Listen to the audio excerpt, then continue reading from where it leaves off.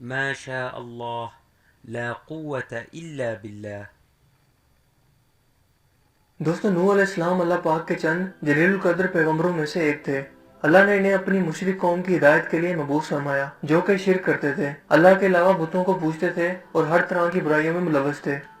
حضرت نوح علیہ السلام نے 950 سال تک اپنی قوم کی تبلیغ کی اور انہیں ہدایت پر لانے کی پوری کوشش کی کہ وہ صرف ایک خدا پر ایمان لائیں اور صرف اسی کی پرستش کریں، کیونکہ وہی ایک خدا ہے جو تمام جہانوں کا پالنے والا ہے۔ مگر ان کی تمام کوششوں کے باوجود ان کی قوم ایمان نہ لائی، حتیٰ کہ آپ کا اپنا بیٹا بھی آپ پر ایمان نہ لایا۔ صرف چند مٹھی بھر لوگ آپ پر ایمان لائے، جن کی تعداد 80 یا 90 کے قریب تھی، اور یہ سب لوگ کمزور اور عام طبقہ کے لوگ تھے، کیونکہ مالدار اور بڑی حیثیت کے لوگ نوح علیہ السلام کا مذاق اڑایا کرتے تھے اور ان کے خلاف چالیں چلا کرتے تھے۔ جب اتنا عرصہ تبلیغ کرنے کے باوجود بھی کوئی خاطر خواہ لوگ ایمان نہ لائے تو حضرت نوح علیہ السلام نے تنگ آ کر اللہ پاک کو مدد کے لیے پکارا۔ اس کے جواب میں اللہ پاک نے نوح علیہ السلام کو ایک بڑی کشتی بنانے کا حکم دیا۔ نوح علیہ السلام چونکہ بڑھئی نہیں تھے اور نہ ہی جانتے تھے کہ کشتی کو کیسے بنانا ہے، لہذا اللہ پاک نے انہیں وحی کے ذریعے کشتی تیار کرنے کا طریقہ سمجھایا۔ دوستو، نوح علیہ السلام ایک پہاڑ پر رہتے تھے جس کے ارد گرد زیادہ درخت نہیں تھے اور نہ ہی وہاں پر پانی موجود تھا، لہذا انہوں نے سب سے پہلے درخت اگائے، پھر ان کو کاٹ کر پہاڑ پر ہی کشتی تیار کرتے رہے۔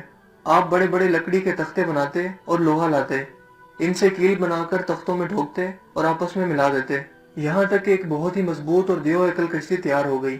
آپ نے اس کشتی کو 100 سال کے عرصہ میں تیار کیا۔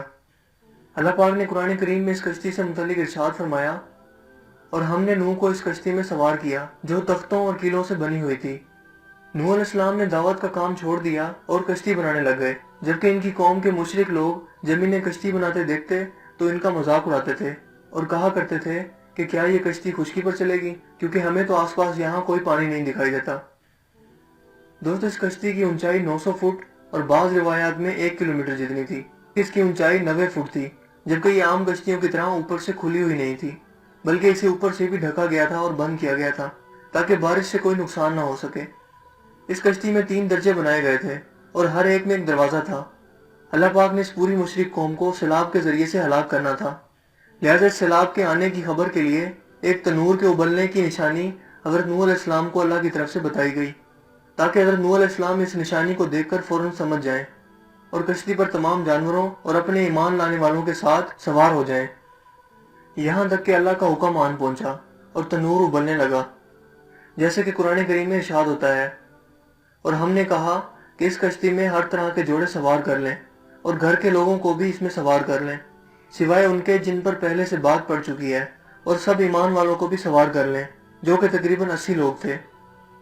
لہذا اللہ کے حکم پر نوح علیہ السلام نے ایسا ہی کیا، جبکہ حیرت انگیز طور پر ہر جانور کے جوڑے خود بخود اس کشتی کے قریب آ گئے جہاں یہ کشتی موجود تھی۔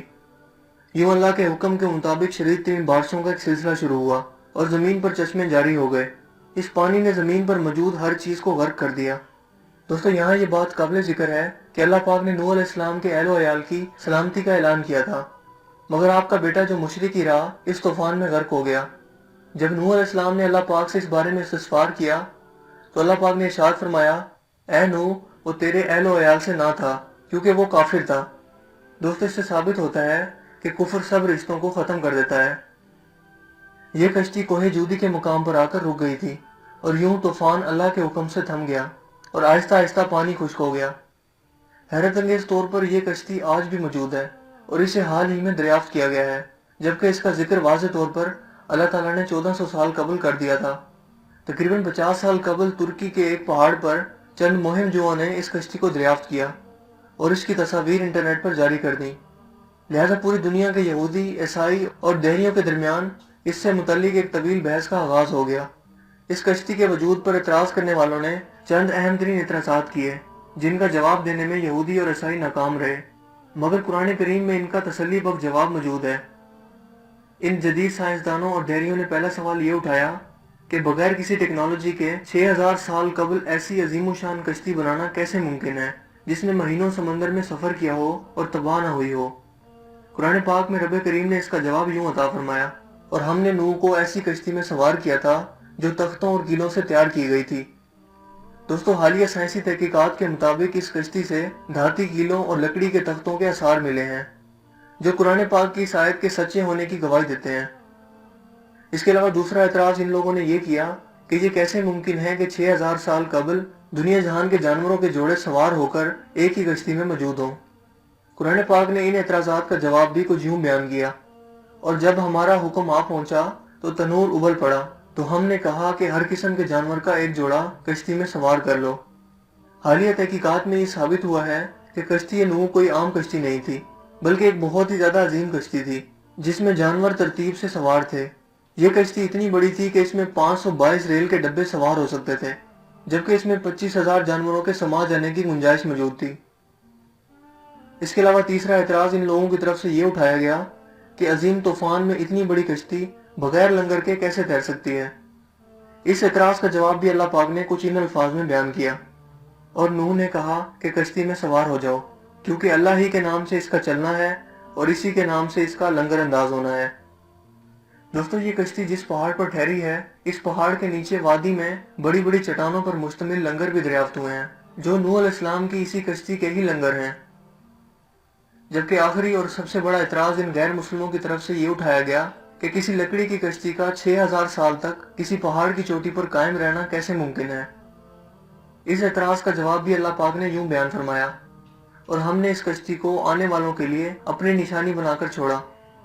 दोस्तों, हालिया तहकीकात से ये पता चलता है कि इस पूरे पहाड़ पर जहाँ कश्ती नूह दरियाफ्त हुई थी, इस पूरे पहाड़ी सिलसिले में बर्फ सिर्फ इसी चोटी पर मौजूद है जिस पर यह कश्ती दरियाफ्त हुई, और इस पहाड़ पर मौजूद इसी बर्फ की वजह से ये कश्ती अब तक महफूज रही। इस तरह इन एतराजात के बाद इन गैर मुस्लिमों के पास कोई एतराज बाकी नहीं रह जाता कि वो अल्लाह पाक की निशानियों और कुरान पाक की सच्ची किताब होने की तरदीद करें। मगर दोस्तों, फिर भी अल्लाह ताला ने इनके दिलों पर मोहर लगा दी है, और ये सब कुछ जान कर भी ईमान नहीं लाते और अपने कुफ्र पर कायम हैं, जबकि हम बहैसियत इंसान इनकी हिदायत के लिए बस दुआ ही कर सकते हैं। दुआ है कि अल्लाह ताला इनके अक्ल के पर्दों को दूर फरमाए और इन्हें हक और सच को पहचानने की तौफीक अता फरमाए। दोस्तों, मुझे उम्मीद है कि आज की हमारी ये वीडियो आपको काफी इन्फॉर्मेटिव लगी होगी और पसंद आई होगी। अगर वीडियो आपको अच्छा लगा हो तो इसे लाइक कीजिए और दोस्तों के साथ शेयर कीजिए। मजीद इस तरह की वीडियोस के लिए आप हमारे चैनल को जरूर सब्सक्राइब कीजिए। चैनल को सब्सक्राइब करने के बाद बेल के आइकन पर भी जरूर क्लिक कीजिए, ताकि हर नई आने वाली वीडियो का नोटिफिकेशन आपको सबसे पहले मिल सके इन वीडियो में। तब तक के लिए अपना बहुत सा ख्याल रखिएगा। Thanks for watching. Allah Hafiz.